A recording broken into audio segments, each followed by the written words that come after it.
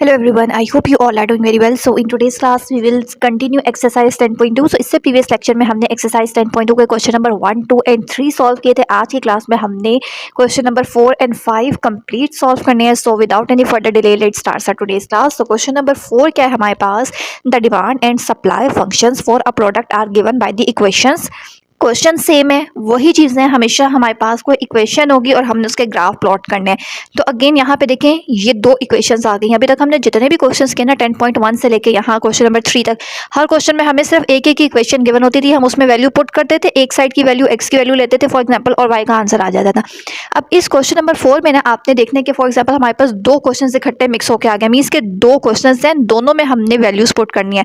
Plot the graph of each function over the interval Q is equal to 0 to Q is equal to 300. दो questions हैं, दो equation है, दोनों में हमने सिंपल क्यू की वैल्यू क्या लेनी है, दी हुई है कि 0 से लेकर 300 तक बस आपने इसमें पुट करना है और जो वैल्यूज आ रही हैं उसके अकॉर्डिंग ग्राफ बना लेना है. सिंपल सा क्वेश्चन है. सोल्यूशन देखें, यहाँ पे मैंने क्वेश्चन लिखा हुआ है. ये हमारे पास दो इक्वेशन है, P D is equal to 400 minus 5Q और यहाँ पे पी स्मॉल एस लिखा हुआ is equal to 3Q plus 24. अब यहाँ से कंफ्यूज नहीं होना कि ये क्या पी डी और क्या पी एस लिखा हुआ है. ये वैसे ही है. इस साइड पे हमारे पास क्या लिखा होता है, इस साइड पे क्यू लिखा है. इसका मतलब है कि क्यू की जगह वैल्यू पुट करेंगे, सॉल्व करेंगे, जो आंसर आएगा वो पी डी का आ जाएगा.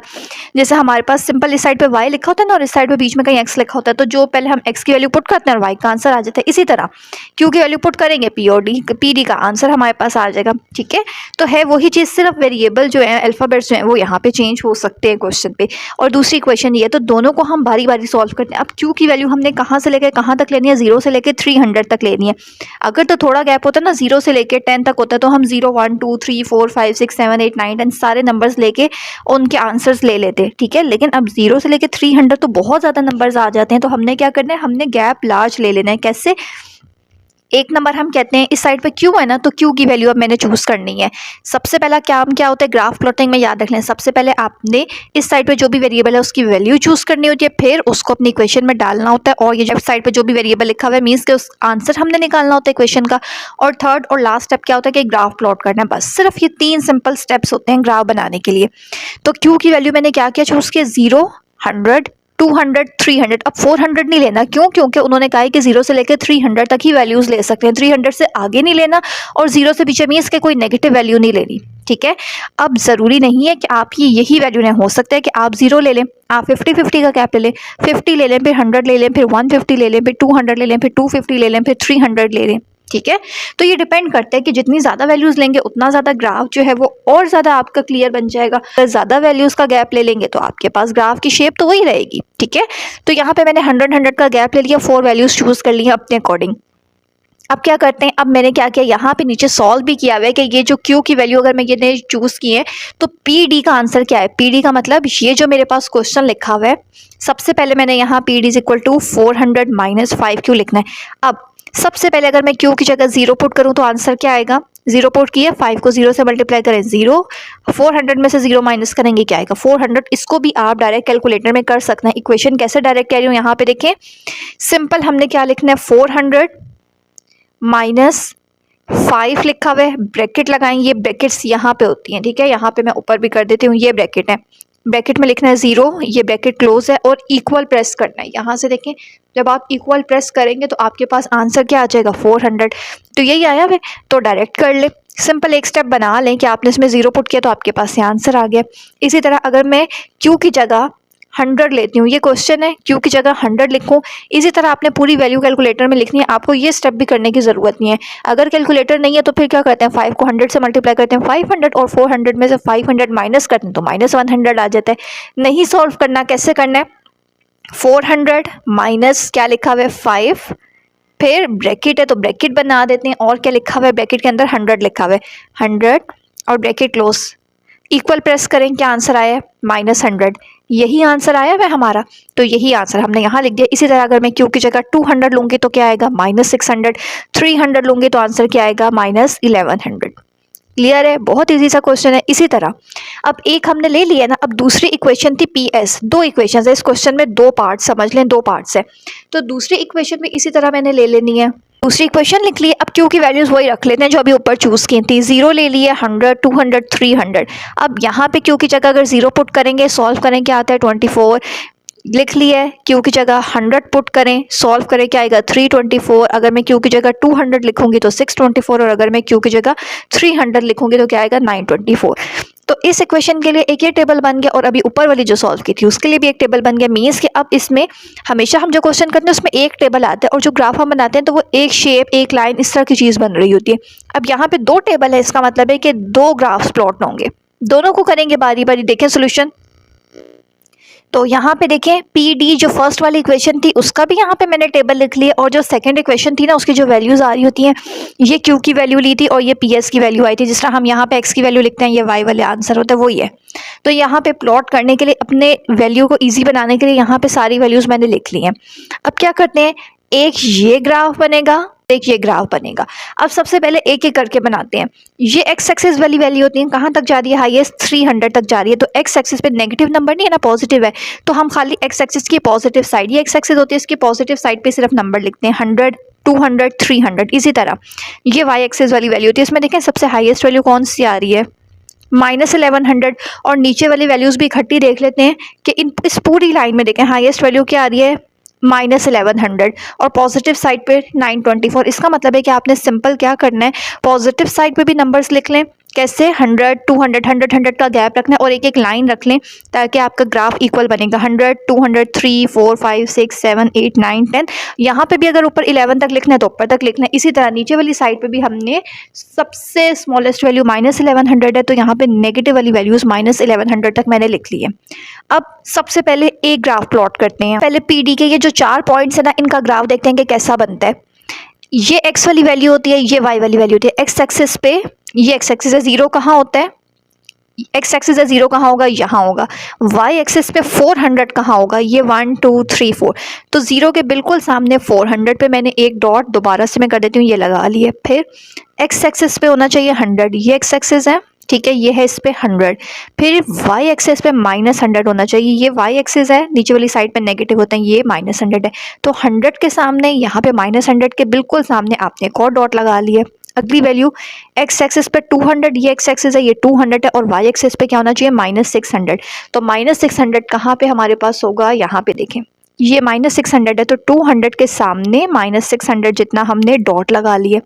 लास्ट वैल्यू क्या लिखी हुई है, यहाँ मैं ऊपर से बता देती हूँ। एक्स एक्सिस में होना चाहिए 300, वो ये लिखा हुआ है, और वाई एक्सिस पे -1100, तो -11 ये लिखा हुआ है। तो 300 के बिल्कुल सामने, यहाँ से -1100 के बिल्कुल सामने मैंने यहाँ पे एक डॉट बना लिए। अब क्या करना है, इन डॉट्स को ज्वाइन करें। कैसे ज्वाइन करना होता है, फर्स्ट पॉइंट से स्टार्ट करते हैं। ये फर्स्ट पॉइंट था, बिल्कुल स्केल रखें इन सारे पॉइंट्स पे। तो ये फर्स्ट पॉइंट है, फर्स्ट को सेकंड से ज्वाइन करें। फिर यहाँ पे, अब ये पूरा नहीं आ रहा इसलिए मैं नीचे बार बार कर रही हूँ, यहाँ से सेकंड को थर्ड से, थर्ड को फोर्थ से। तो आप एक ही दफ़ा अपना स्केल ऐसे सेट करके रखें इन डॉट्स पे, और फिर सीधी स्ट्रेट एक लाइन लगा लें। एक ग्राफ प्लॉट हो गया। अब इसी तरीके से ग्राफ के जो पॉइंट्स है ये प्लॉट करने हैं। अब इसके लिए देखें, एक्स एक्सिस पे 0 होना चाहिए, ये एक्स एक्सिस है, 0 कहाँ होता है, यहाँ। वाई एक्सिस पे 24 होना चाहिए, ये वाई एक्सिस है, 24 कहाँ होगा, 0 और 100 के दरमियान, यहाँ पे कहीं होगा। बिल्कुल हाफ तो 50 है ना, 24 50 से छोटा नंबर है, तो आपने इस लाइन के करीब करीब एक डॉट लगा लिए। फिर एक्स एक्सिस में होना चाहिए 100, ये एक्स एक्सिस है, ये है 100, ठीक है। वाई एक्सिस पे होना चाहिए 324, ये वाई एक्सिस है, 324 कहाँ होगा, 300 और 400 के दरमियान में होगा कहीं। तो मैं कहती हूँ यहाँ कहीं थोड़ा सा नीचे करके यहाँ पे होगा। तो ये एक डॉट 300 और 100 के सामने मैंने यहाँ पे एक डॉट बना लिए। फिर एक्स एक्सिस पे 200, वाई एक्सिस पे 624, ये वाई एक्सिस है, ये 6 और 700 के दरमियान यहाँ पे कहीं होगा। तो ये 200 के सामने और यहाँ से 624 के सामने एक डॉट लगा लिए। आखिरी पॉइंट एक्स एक्सिस पे 300 और वाई एक्सिस पे 924, तो 900 और 1000 के यहाँ पे कहीं बीच में होगा कहीं। तो यहाँ से सामने की तरफ आए, यहाँ से ऊपर की साइड पे आए, तो बिल्कुल जहाँ पे ये दोनों लाइंस इंटरसेक्ट हो रही हैं, यहाँ पे एक डॉट लगा लिए। अब स्केल रखना है बिल्कुल ऐसे करके इन डॉट्स के ऊपर, और बिल्कुल सीधी स्ट्रेट लाइन आपने बना ली है, ठीक है। तो ये हमारे पास ग्राफ कंप्लीट हो गया। वैसे ही क्वेश्चन है जैसे 10.1 में किए थे, सिंपल ग्राफ है, लेकिन 2 इक्वेशंस आ गई हैं। अगर 3 होती तो आप तीसरी के भी जो पॉइंट्स आते वो भी यहाँ पे कहीं जैसे बन रहे होते बना लेते, ठीक है। तो यहाँ पे हमारा क्वेश्चन नंबर 4 का कंप्लीट हो गया। नेक्स्ट क्वेश्चन नंबर 5 देखें।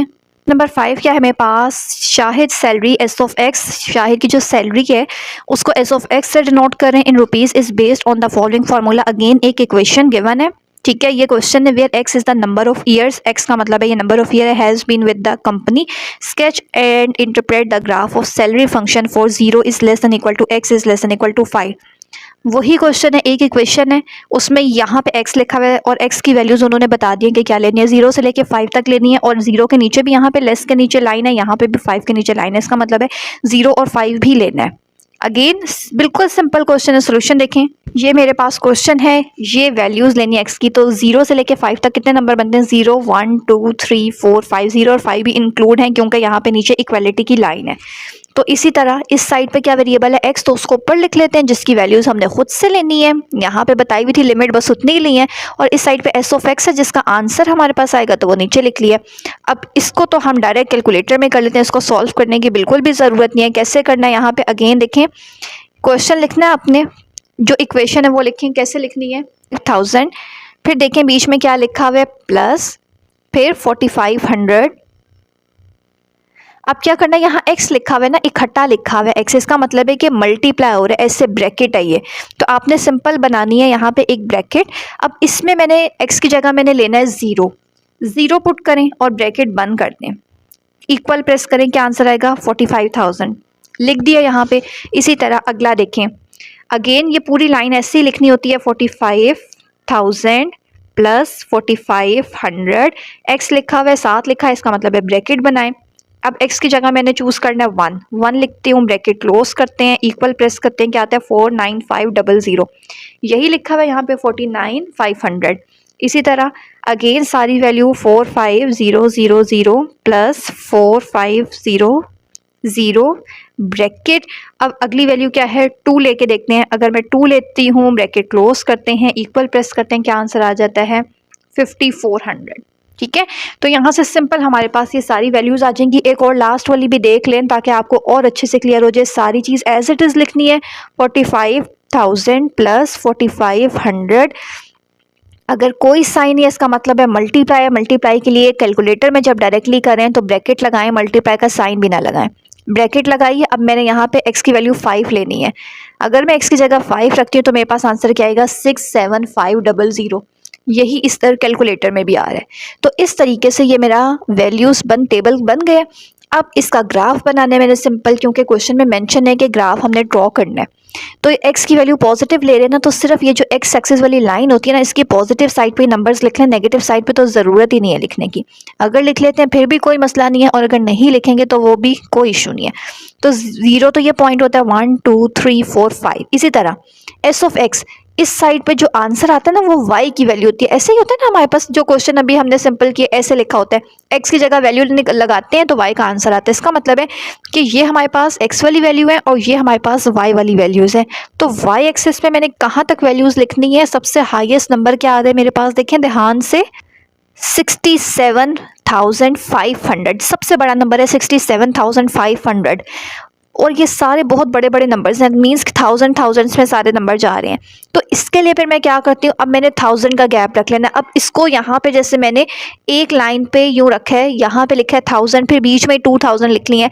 आपने ग्राफ क्लियर बनाना है ना, तो आप एक लाइन पे ऐसे करके लिखें जैसे यहाँ पे ऐसे, ठीक है, इस लाइन पे लिखें 1000, फिर अगली लाइन पे यहाँ पे 2000 लिखें, ठीक है, ताकि फिर ग्राफ आपका क्लियर बन जाएगा। अब इसको मैं यहाँ से रिमूव कर देती हूँ। पे 1000 2 3 4 5 6 7 8 तक मैंने लिख लिया, ये 67 तक है ना, आप 7000 तक भी लिख लें तब भी ठीक है। अब देखें बनाना कैसे है, एक्स एक्सिस पे 0 कहाँ होता है, ये एक्स एक्सिस है, 0 कहाँ है, ये y पे 45,000, ये y वाली लाइन है, 45 कहाँ है 4 और 5 के बिल्कुल दरमियान में, तो यहाँ से ऊपर आ जाए, बिल्कुल इसके दरमियान में एक डॉट लगा दिए।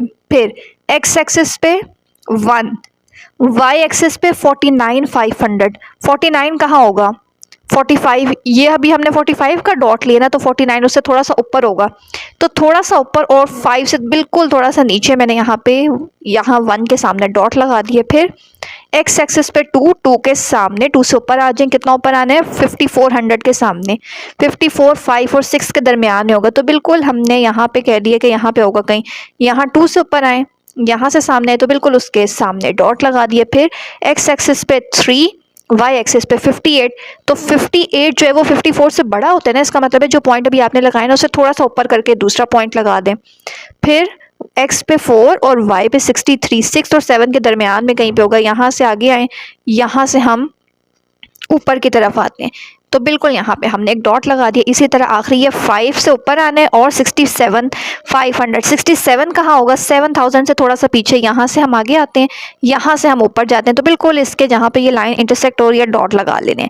एंड में क्या करना है, ये जो डॉट्स बन रहे हैं इस पर स्केल रखे हो, ज्वाइन करेंगे 1 2 3 4 5 6, ऐसे आपके पास इस तरीके से जो है वो एक लाइन जो है वो ड्रॉ हो जाएगी। ग्राफ ड्रॉ हो गया और एंड में हमने क्या लिखना है, ये ग्राफ देख के हमें क्या पता चल रहा है, उन्होंने कहा था कि ये जो हमारे पास सैलरी है ना, ये सैलरी का ग्राफ है।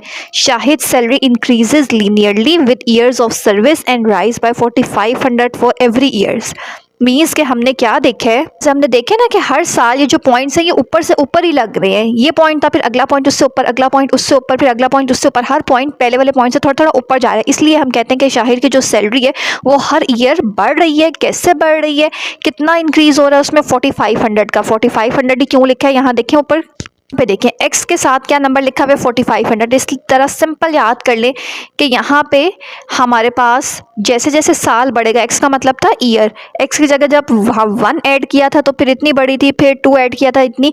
या फिर आप डायरेक्टली यहाँ से भी देख सकते हैं कि हर वैल्यू में हम 45,000 में क्या ऐड किए कि 49,500 बन जाते हैं। 4500 आप बस सिंपल ये याद रख लें, x के साथ 4500 लिखा हुआ है, इसका मतलब है कि हर साल कितनी सैलरी इंक्रीज हो रही है, 4500। ठीक है, तो यहाँ पे हमारा क्वेश्चन नंबर 5 भी जो है वो कंप्लीट हो जाता है। नेक्स्ट लेक्चर में हम इसके लास्ट 3 क्वेश्चंस जो है वो कंटिन्यू करेंगे। सो चैनल पे न्यू तो चैनल को लाजमी सब्सक्राइब कर लीजिए। बहुत जल्द इसका नेक्स्ट लेक्चर भी आने वाला है। Stay connected with us.